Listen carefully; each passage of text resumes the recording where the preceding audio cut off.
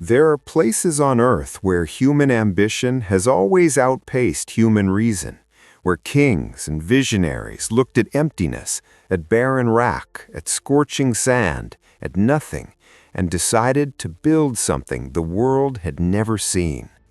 The pyramids of Giza rose from desert dust. The Burj Khalifa pierced a skyline that barely existed a generation before.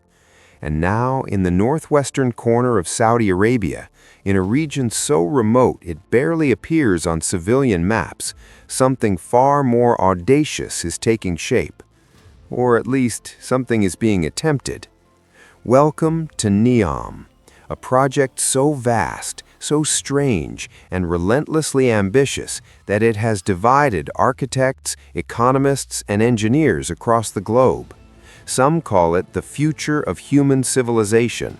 Others call it the most expensive fantasy ever constructed.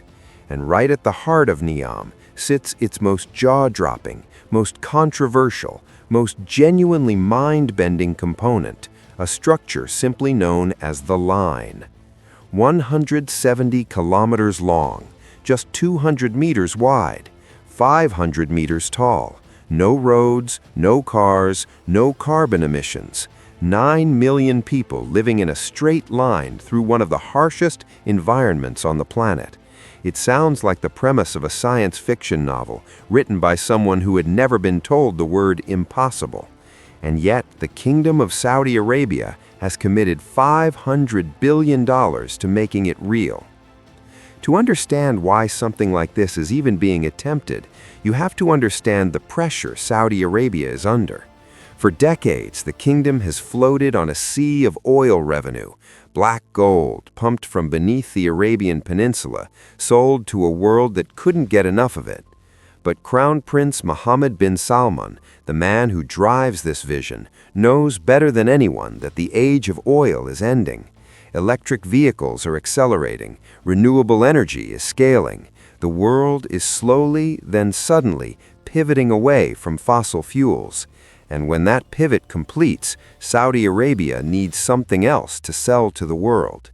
NEOM is that something else. It is simultaneously a city, an economic zone, a tourism destination, and a global advertisement that says, we are not just oil, we are the future. The site itself sits in the Tabuk province, near the Gulf of Aqaba, bordered by Jordan to the north and the Red Sea to the west. The terrain is extraordinary. Jagged mountains, ancient valleys, stretches of desert that bake under a sun that shows no mercy. The indigenous Huaytat tribe has lived in parts of this region for centuries. Their presence and what happened to them when NEOM's bulldozers arrived is something we will return to. Because the story of the line is not only a story of engineering, it is a story of power. But first, the engineering, because the sheer mechanical ambition of what is being proposed demands respect, even from its fiercest critics. Imagine two mirrored facades of glass and steel, each one rising 500 meters from the desert floor, taller than the One World Trade Center, taller than the Petronas Towers, taller than almost anything humanity has ever built above ground. These two walls run parallel to each other, separated by a gap of just 200 meters, stretching across the landscape for 170 kilometers. Inside this gap, this narrow canyon of human construction, an entire city breathes.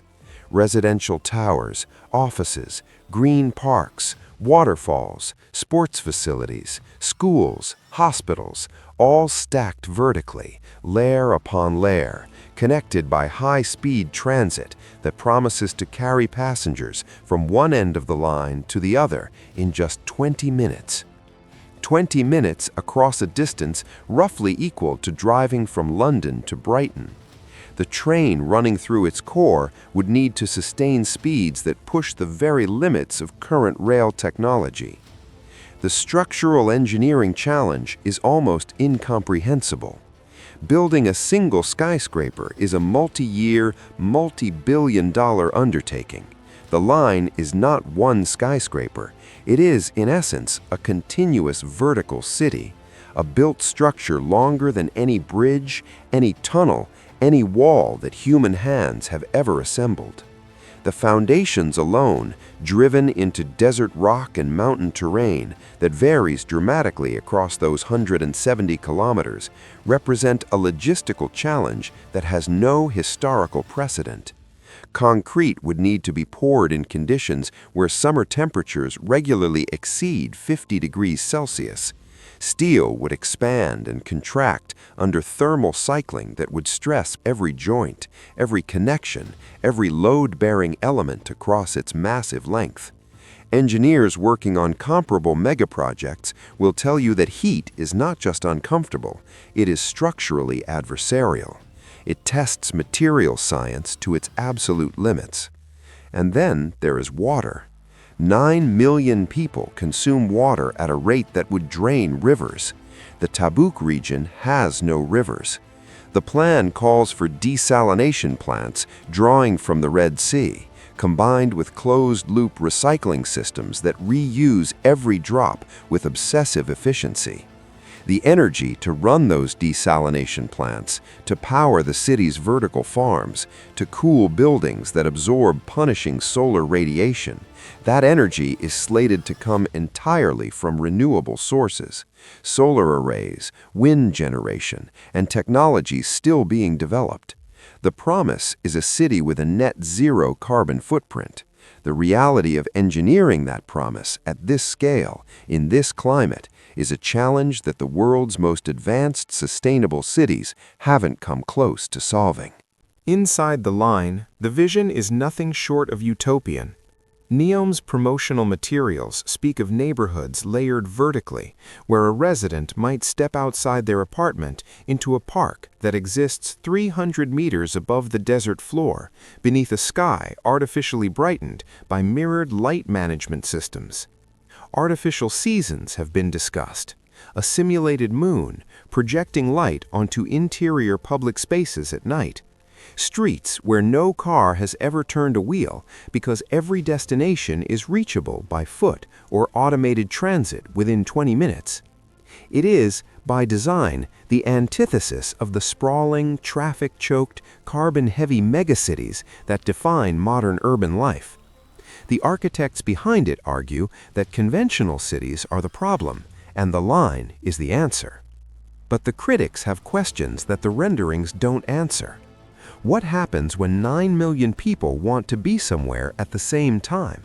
The mathematics of vertical density are brutal. Stack enough people in a narrow enough corridor, and the infrastructure that serves them, the elevators, the transit pods, the emergency exits, the delivery systems, becomes impossibly strained. Fire safety in a 500-meter structure stretching for over 100 kilometers is a scenario that has no playbook. Emergency response, evacuation modeling, the simple logistics of getting an ambulance to someone on level 80 at kilometer 90, these are not small problems. They are civilization-scale problems dressed in architectural clothing. And then there are the people who were already there.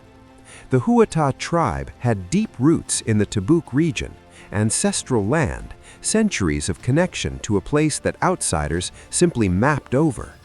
When NEOM's boundaries were drawn, those boundaries enclosed Huatat villages. Residents were told to leave. Some accepted relocation terms, others refused. Abdul Rahim al-Huwaiti was a tribal member who publicly opposed the forced removal, posting videos on social media documenting his resistance and his refusal to abandon his home. In April 2020, he was shot and killed by Saudi security forces. Several other Huatat members were subsequently arrested and, according to human rights organizations, sentenced to death. The Saudi government characterized the incident as a security operation. Human rights groups called it what it looked like, the violent erasure of a community that stood between a crown prince's dream and the desert ground beneath their feet. This is the shadow that falls across every rendering of the line's gleaming glass facade.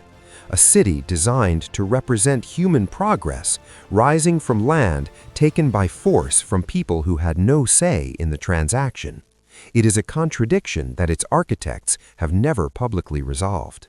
As of the mid-2020s, construction activity at the NEOM site tells a more complicated story than the promotional videos suggest.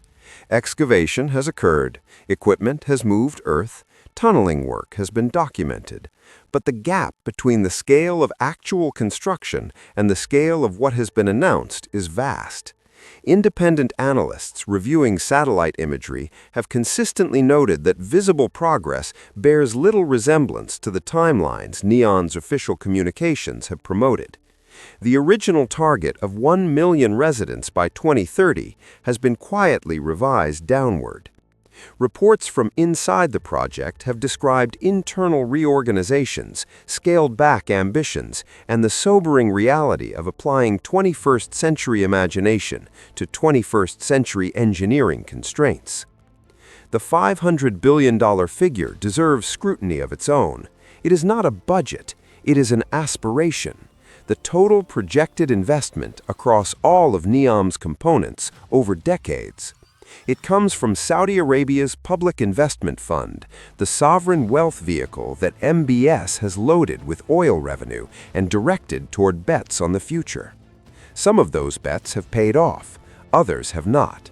NEOM is by far the largest and by far the most complex. Whether the political will, the financial commitment, and the engineering capability can sustain it over the decades it would require to complete is a question that no honest person can answer with certainty today. What we can say is this: humanity has always built things it wasn't sure it could finish. The Sagrada Familia in Barcelona has been under construction since 1882. The Panama Canal was declared impossible before it was declared complete. Great infrastructure, the kind that reshapes how civilizations work and where people live, has never arrived on schedule or under budget or without controversy. It has arrived through stubbornness, through the grinding forward momentum of capital and will, through the willingness to push through failure after failure until the thing exists. Whether the line will exist, truly exist, filled with millions of lives, humming with the energy of a city that redefined what cities could be, is the question that will define a generation of engineers, planners, and historians. The desert has heard grand promises before. It has swallowed some of them whole and allowed others to rise against all probability into something real. The sand is moving in Tabuk. The machines are running, and somewhere between the utopian promise and the brutal reality of physics, politics, and human rights, the most extraordinary construction project in human history is either being born or learning the hard way what the desert has always known: that ambition alone has never been enough to build anything that lasts.